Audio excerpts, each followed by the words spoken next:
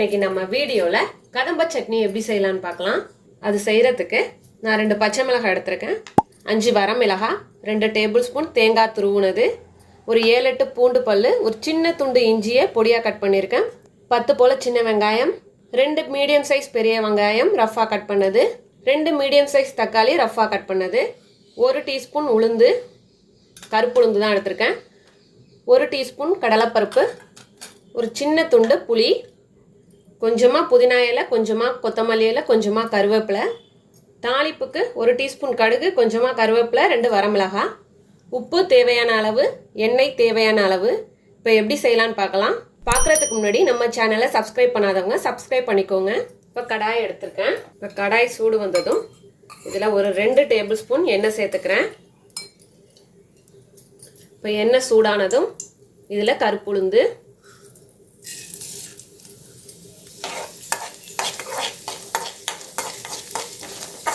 Medium ஃப்ளேம்லேயே இருக்கட்டும். இப்போ உளுந்து கொஞ்சம் வறுபட்டதும் கடலைப்பருப்பு சேர்த்துக்கலாம்.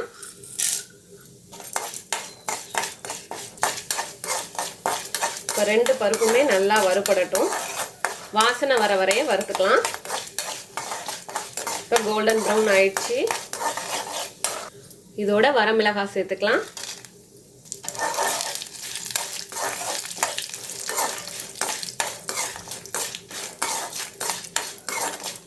இதோட பச்சை மிளகாய் சேர்த்துக்கலாம்.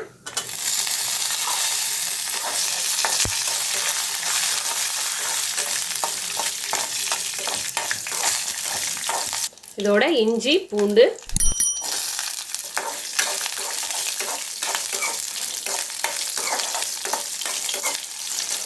இப்போ இஞ்சியும் பூண்டும் ஒரு 30 செகண்ட்ஸ் வறுத்த பிறகு நம்ம சின்ன வெங்காயம் சேர்த்துடலாம்.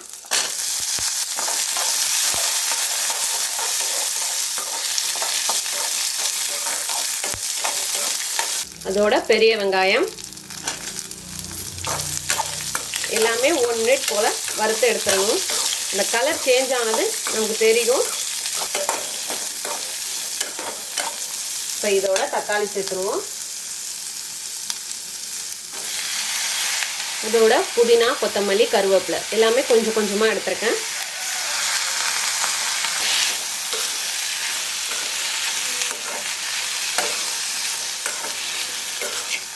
வெங்காயம் தக்காளி நல்லா வெந்து வரட்டும். வெங்காயம் தக்காளி சீக்கிரம் வதங்குறதுக்காக நான் சட்னிக்கு தேவையான அளவு உப்பை இதோட சேர்த்துக்கிறேன். இப்போ வெங்காயம் தக்காளி நல்லா வதங்கி வந்திருக்கு.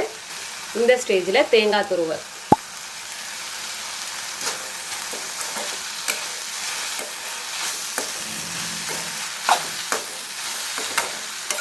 எல்லாமே சேர்த்தாச்சு. தேங்காய் சேர்த்து ஒரு 1 நிமிஷம் போல் வதக்கிக்கலாம். இப்போ தேங்காய் சேர்த்து 1 நிமிஷம் ஆயிடுச்சு. இப்போ ஸ்டவ்வை ஆஃப் பண்ணிடலாம். இது ஆறுனதும் மிக்சி ஜாரில் சேர்த்து பேஸ்ட்டாக அரைச்சி எடுத்துகிட்டு வந்துடலாம். இப்போது இந்த அளவுக்கு அரைச்சி எடுத்துகிட்டு வந்தாச்சு. இப்போ இதை ஒரு பவுலில் ட்ரான்ஸ்ஃபர் பண்ணிக்கலாம். இப்போ தாளிப்பு தாளித்து கொட்டிடலாம்.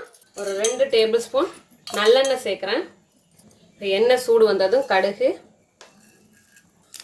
இப்போ கடுகு வெடித்ததும் 2 வரமிளகாய், கொஞ்சமாக கருவேப்பிலை போட்டுட்டு ஸ்டவ்வை ஆஃப் பண்ணிடலாம். அவ்வளோதான். இப்போ இதை சட்னியில் சேர்த்துடலாம். நம்மளோட அருமையான அற்புதமான கதம்ப சட்னி தயாராகிடுச்சு.